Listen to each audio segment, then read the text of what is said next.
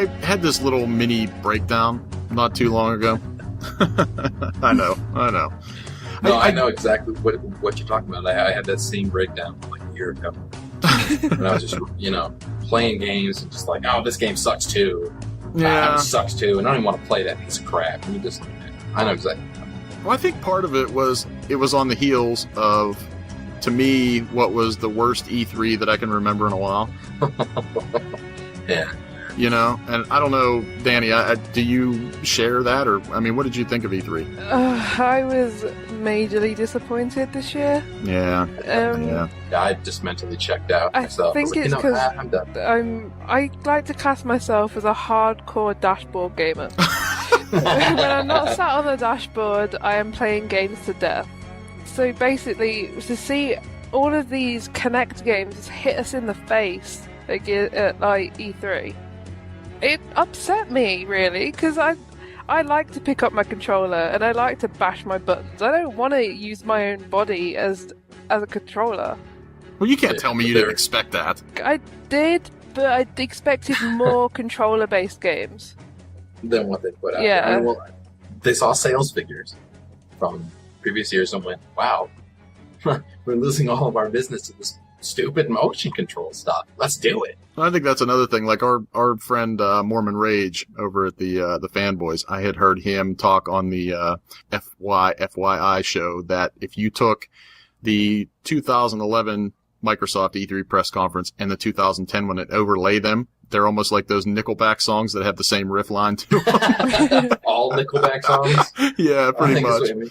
So, but yeah, and that among other things really, I don't know, it kind of got me into this place where I'm not excited for much to come. I'm excited for software. I'm not excited for hardware, but it was a third-party E3 that, the major companies didn't show me too much. Yeah.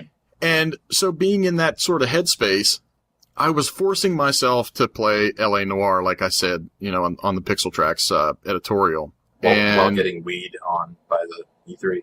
Yeah, and it was just like forcing myself to play a game that, otherwise I would have avoided because I know my tastes and I know my limitations. Yeah. But it was just, it put me into this thing where I was like, man, I don't know. I'm tired of podcasting. I'm tired of, a lot of that was from all of these enthusiast blogs, the mainstream press sites, engendering this environment of trying to be the most snarky and outrageous just to get clicks. And I'm sitting there thinking, okay, well, I'm not getting paid for this.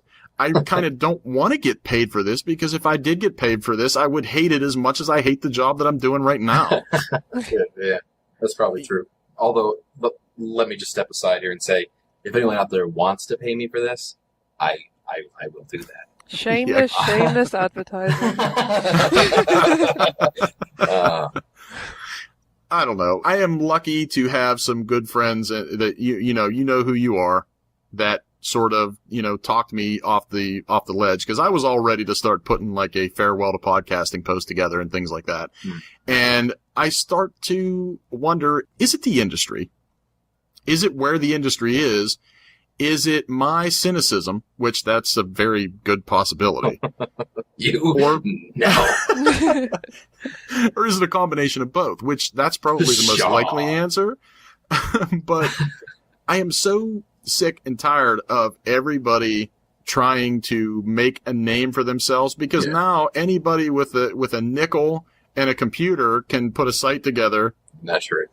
And do a show. Yeah. And, I can't say that we're any better, but we've been doing this for 2 years. There's people that have been doing it for 5, 6, 7 years, know? Yeah.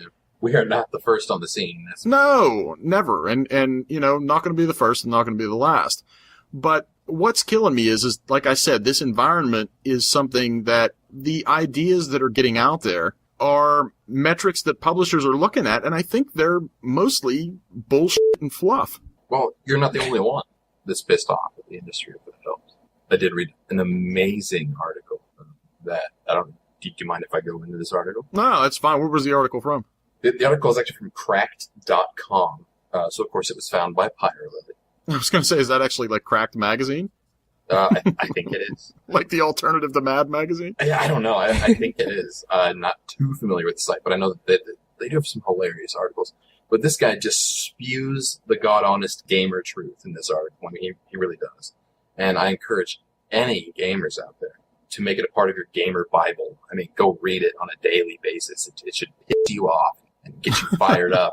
It's called The 6 Most Ominous Trends in Video Games.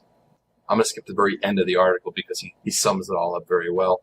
And this is his first point. You know, it's the number one most ominous trend. He says, we still don't know what a game is. Ask yourself, how does it make sense that earlier we had the guy from Epic, he means Epic Games, of course, someone who makes $50 million budget games about space marines chainsawing aliens in half, complaining that his business was being stolen by iPhone Tetris and Angry Birds. I mean, that's like a cattle rancher saying all of his business is being eaten up by cotton candy manufacturers. The only thing they have in common is that they can both be consumed. He says, now ask yourself why those modern warfare games essentially have two utterly different games on the same disc. One is a 5-hour-long action movie, being the single-player campaign, and the other is a competitive electronic sport, aka multiplayer. He says, in both cases, it's because we're combining a bunch of completely different experiences and art forms and calling them all video games. He does mention, though, the ability to snipe in Farmville would have been an awesome feature. He says that hasn't made sense for a lot of years now. The future is that what we're now calling video games will cease to be a thing, and we will break up into several different art forms, each with their own medium. We'll have true quote-unquote games, where we perform simple tasks to kill a few minutes or get a high score on Angry Birds, etc. He said that will cost, $1 or $2. We'll have interactive stories that are less about winning and losing, but more about relating to characters and following drama. L.A. Noire, Heavy Rain, games like that. And they will not be called games because it never made sense to call them that. His last point here is that those titles should be priced like what they are. Long rendered movies with some interactivity thrown in as a bonus. The audience will only sit through once. Then we'll have competitive multiplayer games as their own thing. Those will probably be a subscription model with no $60 game up front, but with an infinite amount of shit for the most obsessed to blow their disposable income on. The industry will realize those all need their own business models. I'm just going to say that one more time. The industry will realize that they all need their own business models, and that would hopefully relieve some of this pressure to keep doing things the old way. They'll be free to stop trying to cram repetitive game elements like fetch quests into our interactive movies. They can stop thinking a series like Fable will work on the Kinect. Pardon my French, I'm quoting here. Console makers can stop imagining that people will someday be willing to pay more than $1 for the monkey shit tower defense.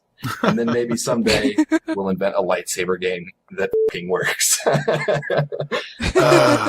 I mean, he just, oh God, every point is golden. And I don't care if you're a Modern Warfare fanboy. He'll tear it apart for good reason. So, really open your mind and dive into that article. It is a great article if you're a gamer.